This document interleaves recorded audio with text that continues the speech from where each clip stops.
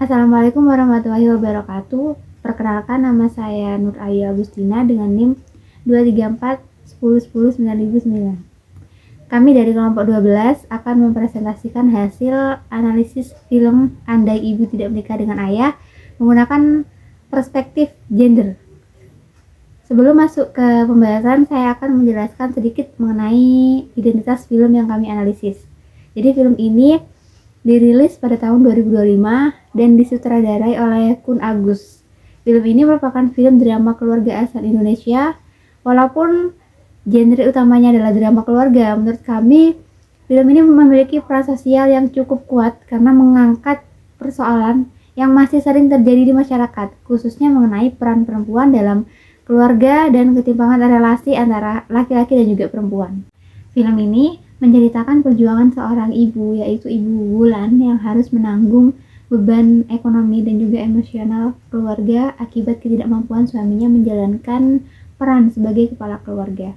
Ibu Wulan tetap bertahan demi anak-anaknya meskipun sering mengalami tekanan, kemudian pengabaian, dan ketidakadilan dalam rumah tangga.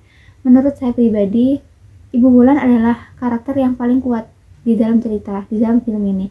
Dari awal sampai akhir, kita bisa melihat bagaimana dia terus berjuang untuk keluarganya walaupun keadaan yang dia hadapi tidak mudah. Di dalam film ini, Wulan tidak hanya harus memikirkan kebutuhan dirinya sendiri, tetapi juga kebutuhan anak-anaknya.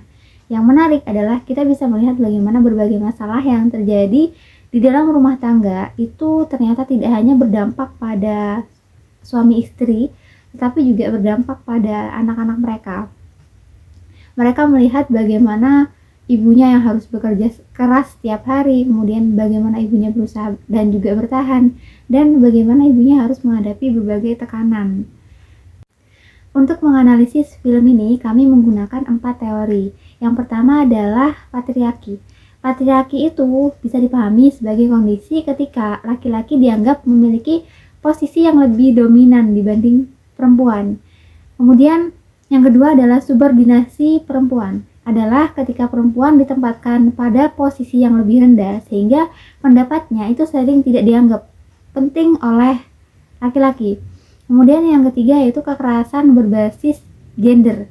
Kekerasan berbasis gender ini tidak hanya berupa kekerasan fisik tetapi juga berupa tekanan ekonomi maupun psikologis. Dan yang keempat yaitu beban ganda perempuan. Beban ganda perempuan ini diartikan sebagai ketika perempuan harus bekerja sekaligus tetap mengurus rumah tangga. Kalau kita melihat representasi dari tokohnya, ada sebuah perbedaan yang cukup jelas antara tokoh ayah dan juga tokoh ibu. Tokoh ayah masih ditempatkan sebagai kepala keluarga dan juga memiliki posisi yang cukup dominan.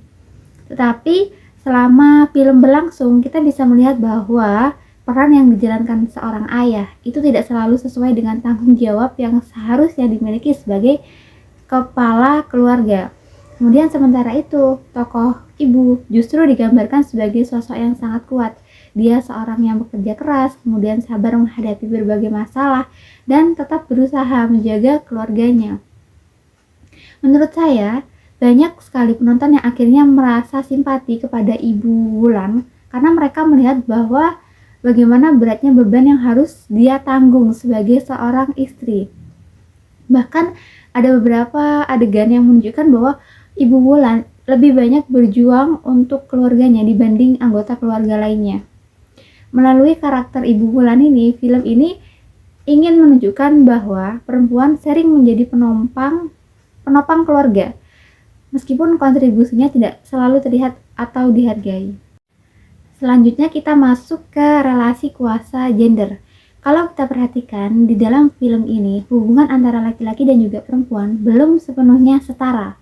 Meskipun Ibu Wulan bekerja keras dan banyak berkontribusi terhadap keluarga, tetapi posisi ayah tetap lebih dominan. Nah, kondisi seperti inilah yang sebenarnya berkaitan dengan teori patriarki yang tadi sudah dijelaskan, bahwa laki-laki tetap dianggap sebagai pihak yang memiliki otoritas lebih besar di dalam keluarga. Menurut saya, film ini ingin menunjukkan bahwa kadang-kadang seseorang itu bisa memiliki kekuasaan yang besar, bukan karena kontribusinya lebih besar, tetapi karena adanya konstruksi sosial yang sudah berkembang lama di masyarakat. Dan akibat dari relasi kuasa yang tidak seimbang ini, akhirnya muncul berbagai bentuk ketidakadilan terhadap perempuan. Assalamualaikum warahmatullahi wabarakatuh. Perkenalkan, saya Yogi Dwi Putra.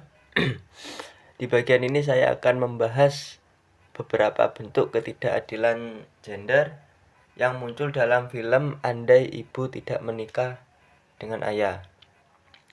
Nah, yang pertama adalah subordinasi perempuan. Nah, kontribusi dan pengorbanan seringkali kurang dihargai. Jadi, ada seseorang perempuan itu ia sudah melakukan semua urusan atau semua pekerjaan, tapi yang ia lakukan ini tidak dihargai oleh orang lain, terutama oleh suaminya sendiri. Dia sudah memenuhi kebutuhan keluarga, ekonomi, kerja keras untuk mengurus anak, semua ia lakukan, tapi yang ia lakukan tersebut itu tidak terlihat atau tidak dihargai oleh sang suaminya. Nah, jadi perempuan tersebut itu terpaksa menempatkan posisinya sendiri yang harus menerima keadaan dan tidak mempedulikan dirinya sendiri, justru ia mempedulikan kepentingan keluarganya dibandingkan dirinya sendiri gitu.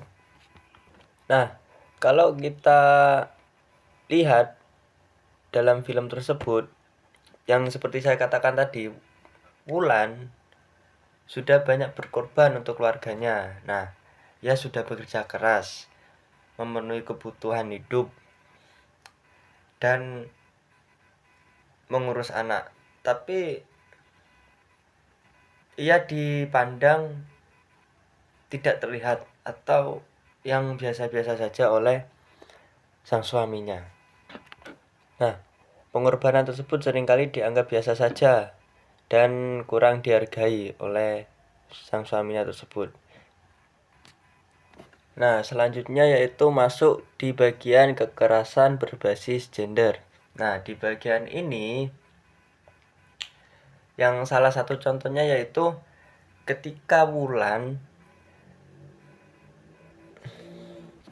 atau hasil kerja keras atau sumber daya yang dimiliki oleh Wulan tidak sepenuhnya bisa ia kendalikan sendiri, yang itu bisa mengakibatkan mengalami kerugian dan ketekanan yang cukup besar. Nah, menurut kami bagian ini cukup penting karena menunjukkan bahwa kekerasan tersebut perempuan tidak selalu terlihat secara jelas. Nah, selanjutnya masuk ke bagian beban ganda perempuan ya, seperti itu tadi. Masuk beban ganda perempuan. Nah, jadi contohnya si Wulan ini tidak hanya mengurus rumah tangga, tetapi ia juga membantu memenuhi kebutuhan ekonomi keluarga dan juga mengurus anak. Jadi ia mengurus semua itu dalam satu waktu, terus begitu dalam satu waktu. Maka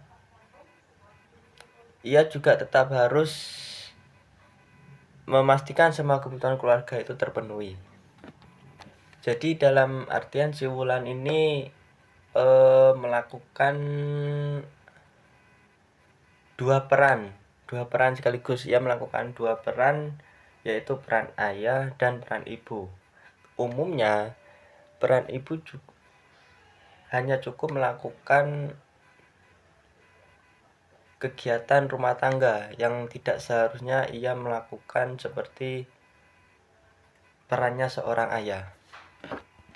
Nah, selanjutnya saya akan membahas narasi atau dialog singkat dengan adegan penting dalam film ini. Nah, yang salah satu di bagian yang paling berkesan bagi kami adalah ketika anak-anak sudah mulai menyadari perjuangan yang selama ini dilakukan oleh ibu.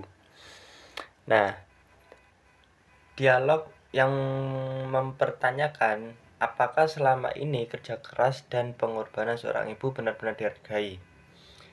Dan ibu bertanya, emang ayah pernah hargai kita? Pernah hargai ibu yang kerja setiap hari? Nah, dialog ini menunjukkan bahwa kerja keras dan pengorbanan perempuan seringkali dianggap biasa sehingga kurang mendapatkan penghargaan yang layak. Dan simbol dalam film ini, tokoh Wulan menjadi simbol perjuangan perempuan yang berusaha mempertahankan keluarganya meskipun menghadapi berbagai bentuk ketidakadilan gender. Saya Saikul dan saya akan menjelaskan bagaimana akhir dari presentasi ini.